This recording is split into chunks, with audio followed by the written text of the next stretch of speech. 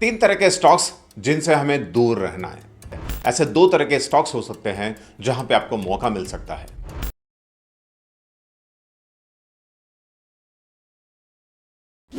आज हम एक ऐसी प्रॉब्लम पे बात करने वाले हैं जो हर इन्वेस्टर को सोने नहीं देती। मार्केट में जो स्टॉक्स अच्छे होते हैं वो हमेशा महंगे होते हैं और जो स्टॉक्स सस्ते होते हैं वो अच्छे नहीं होते या उनमें कोई प्रॉब्लम हो रही होती है। ये एक ऐसी दुविधा है जिसको सभी ने कभी ना कभी फेस किया होगा। क्या कोई ऐसा तरीका है जिसमें अच्छा स्टॉक भी मिल जाए और अच्छी प्राइस पर मिल जाए? तो आज हम इस वीडियो में इस पर बात करेंगे। नमस्ते, मैं हूं दीपक और आप देख रहे हैं वेल्थ विद दीपक। एक इंपॉर्टेंट बात, इस वीडियो में हम जो भी स्टॉक्स का नाम यदि लेते हैं तो वो स्टॉक्स कोई रिकमेंडेशन नहीं होगी, वो कोई सेक्टर रिकमेंडेशन नहीं होगी, वो सिर्फ आपके एक एजुकेशन के लिए हैं। यदि आप इन्वेस्टमेंट करते हैं तो एक किसी एडवाइज़र से सलाह लेने के बाद ही करिएगा, क्योंकि मार्केट में जोखिम हो सकता है। चलिए हम इस वीडियो को शुरू करते हैं और इस समस्या का समाधान ढूंढते हैं। आज हम बात करेंगे ऐसी दो तरीकों की जो कि मार्केट के शोर शराबे से दूर आपको अच्छे स्टॉक्स ढूंढने में मदद करेगी, और हम बात करेंगे ऐसी उन गलतियों की भी जो हमें नहीं करनी है एक अच्छा पोर्टफोलियो बनाने के लिए। तो मेरे साथ अंत तक बने रहिएगा। तीन तरह के स्टॉक्स जिनसे हमें दूर रहना है। ऐसी इंडस्ट्री जिसमें बहुत तेजी से बदलाव हो रहा है, जैसे ईवी है, एआई है, सास है, यहां पे अक्सर कर वैल्यूएशन का खतरा होता है और इसकी वजह है ओवर हाइप और एक्साइटमेंट। हर कोई ऐसी फैंसी कंपनीज में इन्वेस्ट करना चाहता है। एग्जाम्पल के लिए देखें तो हम ईवी में टाटा मोटर्स, टाटा टेक्नोलॉजीज, ये ऐसे कुछ स्टॉक्स हो सकते हैं, या कोई new age startup.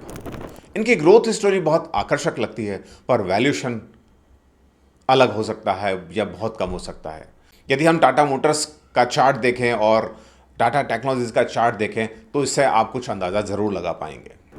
News linked sectors, आप देखते हैं बहुत खबरें आ रही हैं टैरिफ को लेकर के या किसी और चीज़ को लेकर के, तो उनसे आपको दूर रहने की ज़रूरत है। जो बड़े इन्वेस्टर्स हैं, एफडीआई हैं, एफपीआई हैं, डीआईआईज हैं, उनके पास ये न्यूज़ आपसे पहले कहीं बहुत तेज़ी से पहुंच चुकी होती है और आप जब उस पर रिएक्ट करते हैं तो आपको नुकसान होने का खतरा होता है, क्योंकि वो मौका ऑलरेडी आपके हाथ से निकल चुका होता है। तो आपको न्यूज़ को अवॉइड करना है। और तीसरी, हाल ही में अच्छे रिजल्ट देने वाली कंपनीज। अक्सर कर हम उन कंपनीज की तरफ अट्रैक्ट होते हैं जिन्होंने हाल ही में कुछ बेहतरीन रिजल्ट्स दिए हैं, पर यह एक ट्रैप हो सकता है। जैसे जैसे कंपनीज के सेल्स और प्रॉफिट बढ़ते हैं तो उसका बेस साइज भी बढ़ता जाता है। अब उसी 25% जैसी ग्रोथ को मेंटेन करने के लिए उनको ज़्यादा एफर्ट्स लगाने पड़ते हैं, और सबसे बड़ी बात, इन कंपनीज का पी एक्सपेंशन ऑलरेडी हो चुका होता है और उसको मेंटेन करने के लिए उनको हार्ड वर्क करना पड़ता है। तो मौका कहाँ हो सकता है? ऐसे दो तरह के स्टॉक्स हो सकते हैं जहां पे आपको मौका मिल सकता है। पहला, बोरिंग लेकिन शानदार कंपनियां। आइए हम उन कंपनीज की बात करते हैं जिनसे हमें प्यार करना चाहिए। वो बोरिंग तो हैं लेकिन प्यार के काबिल हैं। ऐसी कंपनीज लाइमलाइट से दूर रहती हैं, न्यूज़ से दूर रहती हैं और साइलेंटली अपना काम करते रहती हैं। ये टूथपेस्ट बनाती हैं, ये शूज़ बनाती हैं, ये पेंट बनाती हैं, इस तरह की कंपनी। इन कंपनीज की बैलेंस शीट स्ट्रांग होती है, प्रमोटर स्टेबल होते हैं और इन कंपनीज के ऊपर कर्ज भी कम होता है। एग्जाम्पल के लिए देखें तो Hindustan Lever, Dabur, Asian Paints, इस तरह की कंपनीज। इनकी सेल्स कोई बहुत ज़्यादा ऊपर नीचे नहीं होती, पर लेकिन एक स्टेडी ग्रोथ पे चलती रहती है। दूसरा, छोटे इंडस्ट्रीज की बड़ी कंपनीज, यानी कि big fish in small pond. इसका मतलब है ऐसी कंपनीज को ढूंढना जो कि छोटे सेक्टर में हो लेकिन उस सेक्टर के लीडर हो, पावरफुल प्लेयर हो। जैसे कि सॉल्ट सेक्टर में टाटा नमक, देश का नमक, ऐसा उन्होंने ब्रांड बना लिया, यानी कि टाटा कंज्यूमर प्रोडक्ट्स, और इस कंपनी का इस सेक्टर में बड़ा डोमिनेंस है। ऐसी कंपनीज कोई बहुत बड़ी नहीं होती, इसलिए मार्केट रडार से दूर रहती हैं। इनका मार्केट कैप 10-15 हज़ार करोड़ के आसपास हो सकता है, लेकिन उस अपने सेक्टर के 60-50% मार्केट शेयर को होल्ड करती हैं। और जब कभी किसी बड़े इन्वेस्टर्स की इन पर नज़र पड़ती है तो इसके अंदर उनकी बाइंग हो सकती है, उनकी रीरेटिंग हो सकती है और उनका पी मल्टीपल डबल हो सकता है, एक्सपैंड हो सकता है।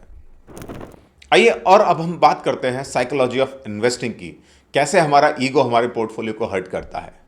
एक इन्वेस्टर के तौर पर हमारा ईगो हमें ऐसी कंपनीज पर ढूंढने पर मजबूर करता है जिसके बारे में कोई ना जानता हो। इसलिए हम इन बोरिंग कंपनीज के बारे में बात नहीं करते, कुछ अलग कंपनीज ढूंढने में लगे रहते हैं।